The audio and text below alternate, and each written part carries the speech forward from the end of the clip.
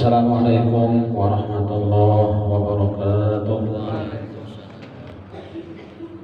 Bismillahirrahmanirrahim. Alhamdulillahi rabbil alamin.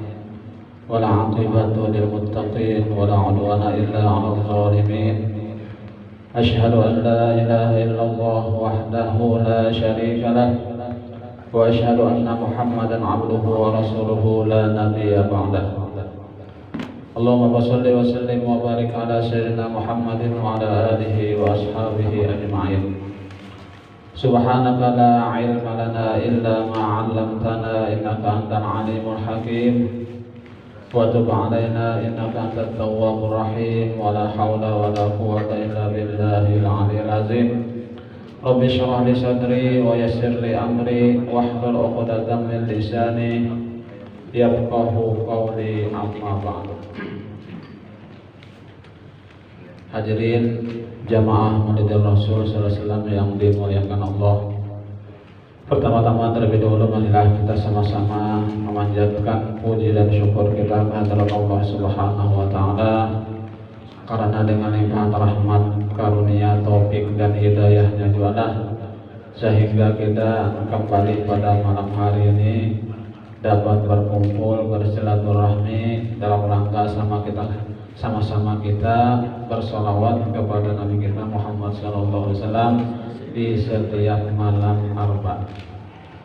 Kemudian lagi kita lanjutkan dengan sama-sama menghidupkan majelis ta'lim, majelis ilmu, sebagaimana dalam hadis Nabi Muhammad SAW, ujar Nabi, "Idza marirtum bi riyadil jannah farta'u." Apabila kamu melewati kebun surga, maka ujar Nabi, singgahlah di dalamnya. Lalu ujar sahabat, "Wa mariyatul jannah." Apa kebun surga di dunia itu ya Rasul? Ujar Nabi menjawab, "Majalisul ilmi atau majalisul zikir." Yaitu majelis-majelis ilmu dan majelis-majelis zikir atau sholawat, termasuk zikir juga. Nah, kayak itu juga para aulia, wali-wali yang dimanapun mereka, atau yang baik yang masih hidup atau yang sudah meninggal, mereka itu berkeliaran di mana ada majelis ilmu, pasti mereka itu hadir di dalamnya. Cuman kita kadang melihat, makanya kita harus beradab dengan mereka itu. Kita kadang melihat kita. Qala al-mu'allif rahimahullahu ta'ala nafa'ana bihi wa bi ulumi fid dharain amin. Adapun para pengamat dan mutakallimin atau ahli ilmu kalam, maka mereka mengungkapkan dengannya tentang tidak adanya keraguan karena kecenderungan jiwa kepada pembenaran sesuatu itu ada 4 makom atau kedudukan, yaitu yang pertama, lanjutan yang kemarin, pembenaran dan pembohongan itu seimbang, dan itu diungkapkan dengan ragu atau syak. Orang yang ragu-ragu, ya kan? Orang yang ragu-ragu itu, ya kan, pembenarannya 50%, pembohongannya juga 50%, ragu-ragu, ya, bujur kan. Sebagaimana apabila kamu ditanya tentang seseorang tertentu bahwasanya Allah Subhanahu wa taala itu menyiksanya atau tidak, dia adalah tidak diketahui keadaannya di sisimu. Jiwamu tidak cenderung untuk menghukuminya dengan menetapkan dan menafikan. Kita menangguh ya kan disiksa atau ada. Tetapi di sisimu sama kemungkinan dua urusan itu, maka hal itu disebut dengan ragu-ragu, ya kan, siksa pada. Nah, itu ragu-ragu kan. Kemudian yang kedua, jiwamu cenderung kepada salah satu dari dua hal dengan merasa kemungkinan kebaikannya, ya kan, kemungkinan kebalikannya, tetapi itu merupakan kemungkinan yang tidak menghalangi keunggulan yang pertama. Sebagaimana apabila kamu ditanya tentang seseorang yang kamu kenal dengan kebaikan dan takwa, bahwasanya ia sendiri seandainya ia mati dalam keadaan itu apakah ia disiksa? Maka sesungguhnya jawabmu cenderung kepada ia tidak disiksa. Itu lebih banyak daripada kecenderunganmu kepada ia disiksa, karena orangnya, ya kan, kebaikannya banyak, orangnya takwa, artinya menjalankan perintah, menjauhi larangan Allah, tidak mungkin disiksa, ya kan. Nah, ya.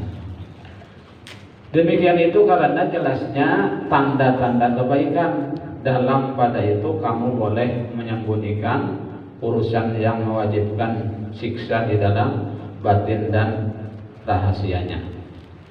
Pembolehan ini sama bagi kecenderungan. Pembolehan ini sama bagi kecenderungan itu, tetapi tidak menolak keunggulannya. Keadaan ini disebut dugaan, artinya sangka-sangka, ya kan, prasangka.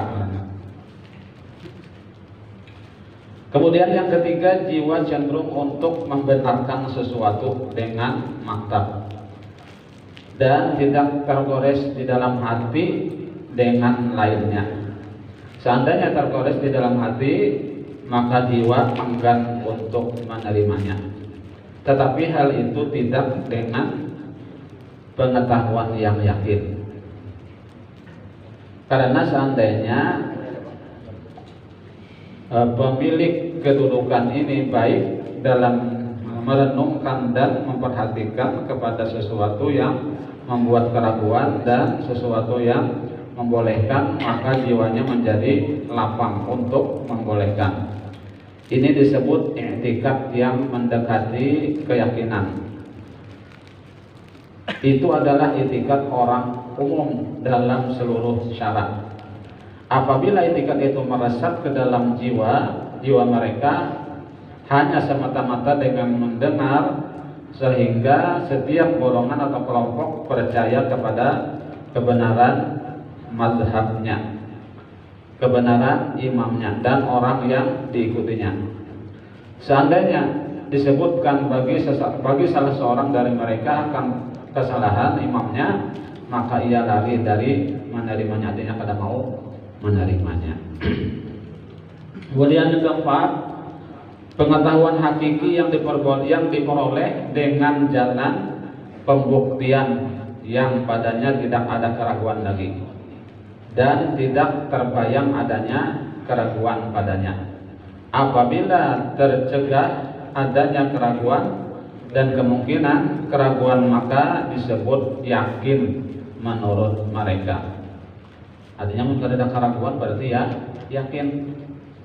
Sudah tidak ada lagi ragu-ragu, pasti yakin, ya. Contohnya apabila dikatakan kepada orang yang berakal, apakah di alam ini ada sesuatu yang dia itu qadim, artinya dahulu tanpa permulaan, maka tidak mungkin orang yang berakal itu membenarkannya dengan segera, karena zat yang qadim itu tidak dapat diindra, artinya diraba atau dilihat. Tidak seperti matahari dan bulan di mana ia membenarkan wujud keduanya dengan indra, karena bisa dipandang, dilihat. Mengetahui adanya sesuatu yang qadim dan azali itu tidak daruri, artinya sesuatu yang pasti gampang-gampangkan, ya kan? Seperti pengetahuan bahwa dua itu lebih banyak daripada satu, dan seperti terjadinya barang baru tanpa sebab adalah muhal, artinya mustahil. Maka ini juga daruri, dan berhaklah naluri akal untuk mentawakufkan, artinya berhenti dari membenarkan wujudnya zat yang qadim dengan jalan tanpa persiapan dan segala tanpa berpikir. Kemudian sebagian orang itu ada yang mendengar hal itu dan dia membenarkan pendengaran itu dengan pembenaran yang kokoh dan terus-terusan atasnya, terus-menerus atasnya. Dan itulah i'tikad, itu adalah keadaan seluruh orang umum atau orang awam. Dan sebagian orang ada yang membenarkannya dengan bukti, yaitu untuk dikatakan kepadanya, jika di dalam wujud ini tidak ada yang qadim, maka seluruh yang maujud ada, atau maujud yang ada itu adalah baru. Jika seluruhnya itu baru, maka seluruhnya itu baru tanpa sebab, maka itu adalah muhal, artinya mustahil. Sedang sesuatu yang menyampaikan kepada muhal yang mustahil itu adalah mustahil pula. Maka menurut akal wajib membenarkan adanya sesuatu yang qadim secara daruri, artinya mudah, karena bahagian-bahagian itu ada tiga, yaitu satu, seluruh yang mewujud itu qadim atau seluruhnya baru. Dua, atau sebagiannya qadim dan sebagiannya baru. Jika seluruh itu qadim, maka hasilnya adalah, hasillah apa yang dicari, karena secara global telah sah ada sesuatu yang qadim. Dan jika seluruhnya itu baru, maka itu muhal, mustahil, karena hal itu menyampaikan kepada baru tanpa sebab, maka tetaplah, artinya sahlah bagian yang ketiga atau yang pertama. Nah, sampai sini dulu yang dapat disampaikan. Mudah-mudahan sedikit banyak ada manfaatnya, karena ini masih panjang lagi ya pembicaraan ini. Dan mudah-mudahan Allah SWT mengampuni segala dosa-dosa kita, kedua orang tua kita, guru-guru kita, keluarga kita, dan tetangga kaum muslimin dan muslimat. Dan mudah-mudahan Allah SWT mengabulkan hajat-hajat kita, baik hajat dunia maupun hajat akhirat. Dan mudah-mudahan Allah SWT mematikan kita dalam keadaan husnul khatimah. Amin amin ya rabbal alamin.